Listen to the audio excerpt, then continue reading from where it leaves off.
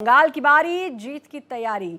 जी हाँ, अब Bengal mission Bengal BJP का जो है वो चल पड़ा है और पीएम मोदी का पश्चिम बंगाल का दौरा जो आज पश्चिम बंगाल के दौरे पर है, पीएम मोदी ने नादिया को सौगात दी है। नेशनल हाईवे परियोजनाओं का उद्घाटन शिलान्यास किया। कोलकाता से वर्चुअली उन्होंने उद्घाटन और शिलान्यास किया है। जनता को वर्चुअली संबोधित किया। बांग्ला भाषा ने संस्कृति को समृद्ध किया, पीएम ने कहा। आज देश तेजी से विकास चाहता है। टीएमसी को मोदी का विरोध करना है तो करे, टीएमसी को बीजेपी का विरोध करना है तो करे। हम बंगाल के विकास में पूरी ताकत लगाएंगे। तो मिशन बंगाल के तहत टीएमसी पर निशाना साधा। प्रधानमंत्री नरेंद्र मोदी ने वर्चुअली सभा को संबोधित किया। जो परियोजनाएं थी उनका उद्घाटन किया। आपको बता दें कि प्रधानमंत्री नरेंद्र मोदी जो कि बंगाल दौरे पर, और आपको बता दें कि खराब मौसम के चलते उनका जो हेलीकॉप्टर था वो लैंड नहीं हो पाया, जो वापस कोलकाता पहुंचा और अब उसके बाद वर्चुअली संबोधित किया।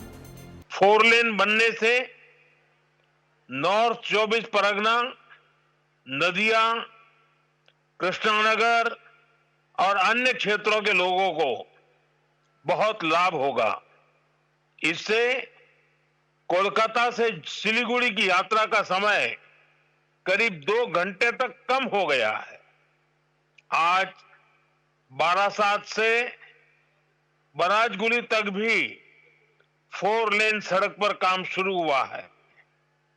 इन दोनों ही प्रोजेक्ट से इस पूरे क्षेत्र में आर्थिक गतिविधियों और पर्यटन का विस्तार होगा।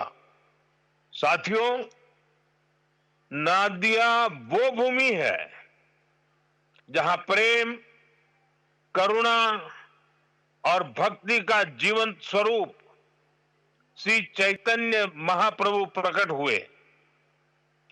नदिया के गांव-गांव में, गंगा के तट तट पर जब हरिनाम संकीर्तन की गूंज उठती थी तो वह केवल भक्ति नहीं होती, वह सामाजिक एकता का आह्वान होती थी।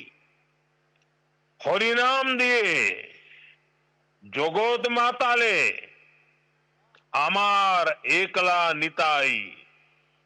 यह भावना आज भी यहाँ की मिट्टी में, यहाँ के हवा पानी में और यहाँ के जनमन में जीवित है।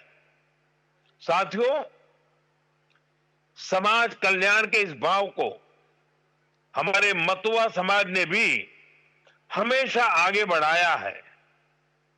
श्री हरिचांद ठाकुर ने हमें कर्म का मर्म दिखाया। श्री गुरुचांद ठाकुर ने कलम थमाई और बोरोमा ने अपना मातृत्व बरसाया। इन सभी महान संतानों को भी मैं नमन करता हूं। साथियों, बंगाल ने, बांग्ला भाषा ने भारत के इतिहास, भारत की संस्कृति को निरंतर समृद्ध किया है। वंदे मातरम ऐसा ही एक श्रेष्ठ योगदान है। वंदे मातरम के 150 वर्ष पूरे होने का उत्सव पूरा देश मना रहा है। हाल में ही भारत की संसद ने वंदे मातरम का गौरवगान किया। पश्चिम बंगाल की यह धरती वंदे मातरम के अमर गान की भूमि है। इस धरती ने बंकिम बाबू जैसा महान ऋषि देश को दिया। ऋषि बंकिम बाबू ने गुलाम भारत में वंदे मातरम के जरिए नई चेतना पैदा की।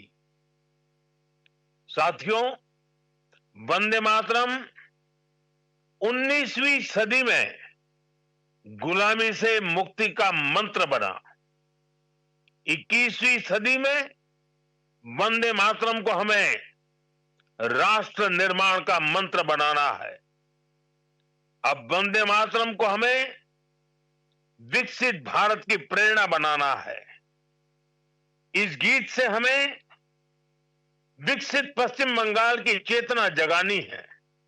साथियों, वंदे मातरम की पावन भावना ही पश्चिम बंगाल के लिए बीजेपी का रोडमैप है। साथियों, विकसित भारत के इस लक्ष्य की प्राप्ति में केंद्र सरकार हर देशवासी के साथ कंधे से कंधा मिलाकर चल रही है। भाजपा सरकार ऐसी नीतियां बना रही है, ऐसे निर्णय ले रही है जिससे हर देशवासी का सामर्थ्य बढ़े, आप सब भाई बहनों का सामर्थ्य बढ़े। मैं आपको एक उदाहरण देता हूं। कुछ समय पहले हमने जीएसटी का बचत उत्सव मनाया। देशवासियों को कम से कम कीमत में जरूरी सामान मिले, भाजपा सरकार ने सुनिश्चित किया। इससे दुर्गा पूजा के दौरान, अन्य त्योहारों के दौरान पश्चिम बंगाल के लोगों ने खूब खरीदी की। साथियों, हमारी सरकार यहां आधुनिक इंफ्रास्ट्रक्चर पर भी काफी निवेश कर रही है। और जैसा मैंने पहले बताया, पश्चिम बंगाल को 2 बड़े हाईवे प्रोजेक्ट्स मिले हैं, जिससे इस क्षेत्र की कोलकाता और सिलीगुड़ी से कनेक्टिविटी और बेहतर होने वाली है। साथियों, आज देश तेज विकास चाहता है। आपने देखा है, पिछले महीने ही बिहार ने विकास के लिए फिर से एनडीए सरकार को प्रचंड जनादेश दिया है। बिहार में भाजपा एनडीए की प्रचंड विजय के बाद मैंने एक बात कही थी। मैंने कहा था, गंगा जी बिहार से बहते हुए ही बंगाल तक पहुंचती है। तो बिहार ने बंगाल में भाजपा की विजय का रास्ता भी बना दिया है। बिहार ने जंगल राज को एक सूत्र से, एक स्वर से नकार दिया है। 20 साल बाद भी भाजपा एनडीए को पहले से भी अधिक सीटें दी हैं। अब पश्चिम बंगाल में जो महाजंगल राज चल रहा है, उससे हमें मुक्ति पानी है।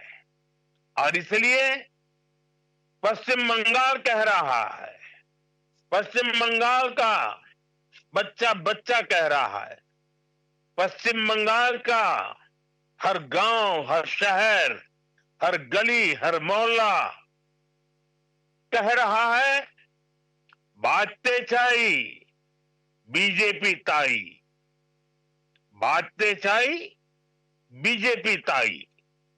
साथियों, मोदी आपके लिए बहुत कुछ करना चाहता है। पश्चिम बंगाल के विकास के लिए मोदी पूरी ताकत से अपने आप को समर्पित करके काम करना चाहता है। पश्चिम बंगाल के विकास के लिए न पैसे की कमी, न इरादों की और न योजनाओं की। लेकिन यहां ऐसी सरकार है जो सिर्फ कट और कमीशन में लगी रहती है। आज भी पश्चिम बंगाल में विकास से जुड़े हजारों करोड़ रुपए के प्रोजेक्ट्स अटके हुए हैं। मैं आज बंगाल की महान जनता जनार्दन के सामने अपनी पीड़ा रखना चाहता हूं और मैं हृदय की गहराई से कहना चाहता हूं, आप सबको ध्यान में रखते हुए कहना चाहता हूं और मैं साफ साफ करना चाहता हूं, टीएमसी को मोदी का विरोध करना है, करे, 100 बार करे, 1000 बार करे। टीएमसी को बीजेपी का विरोध करना है, जमकर करे, बार बार करे, पूरी ताकत से करे। लेकिन बंगाल के मेरे भाइयों बहनों, मैं ये समझ नहीं पा रहा हूं कि पश्चिम बंगाल के विकास को क्यों रोका जा रहा है।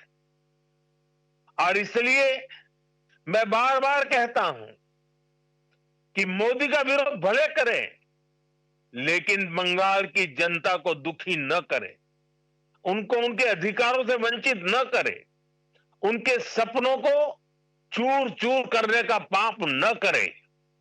और इसलिए मैं पश्चिम बंगाल की प्रबुद्ध जनता से हाथ जोड़कर आग्रह कर रहा हूं, अब बीजेपी को मौका देकर देखिए। एक बार यहां बीजेपी की डबल इंजन सरकार बनाकर देखिए। देखिए हम कितनी तेजी से बंगाल का विकास करते हैं। साथियों, बीजेपी के ईमानदार प्रयास के बीच आपको टीएमसी की साजिशों से भी, उनके कारनामों से भी सावधान रहना होगा। टीएमसी घुसपैठियों को बचाने के लिए पूरा जोर लगा रही है।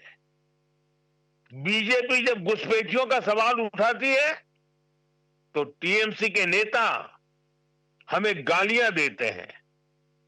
मैंने अभी सोशल मीडिया में देखा, कुछ जगह पर कुछ लोगों ने बोर्ड लगाया है, गो बैक मोदी।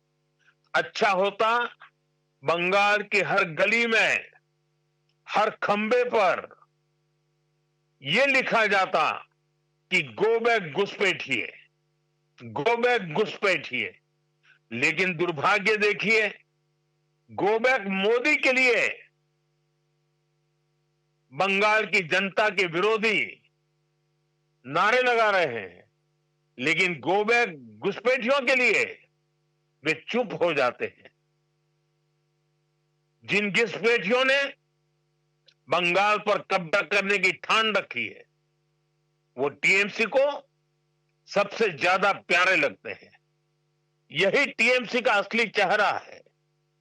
टीएमसी घुसपैठियों को बचाने के लिए ही बंगाल में एसआईआर का भी विरोध कर रही है। साथियों, हमारे बगल में त्रिपुरा देखिए, कम्युनिस्टों ने, लाल झंडे वालों ने, लेफ्टिस्टों ने 30 साल तक त्रिपुरा को बर्बाद कर दिया था। त्रिपुरा की जनता ने हमें मौका दिया, हमने त्रिपुरा की जनता के सपनों के अनुरूप त्रिपुरा को आगे बढ़ाने का प्रयास किया। बंगाल में भी लाल झंडे वालों से मुक्ति मिली। आशा थी कि लेफ्ट वालों के जाने के बाद कुछ अच्छा होगा, लेकिन दुर्भाग्य से टीएमसी ने लेफ्ट वालों की जितनी बुराइयां थी, उन सारी बुराइयों को और उन सारे लोगों को भी अपने में समा लिया, और इसलिए अनेक गुना बुराइयां बढ़ गई। और उसी का परिणाम है कि त्रिपुरा तेज गति से बढ़ रहा है और बंगाल टीएमसी के कारण तेज गति से तबाह हो रहा है। साथियों, बंगाल को बीजेपी की एक ऐसी सरकार चाहिए जो डबल इंजन की गति से बंगाल के गौरव को फिर से लौटाने के लिए काम करे। मैं आपसे बीजेपी के विजन के बारे में विस्तार से बातें करूंगा।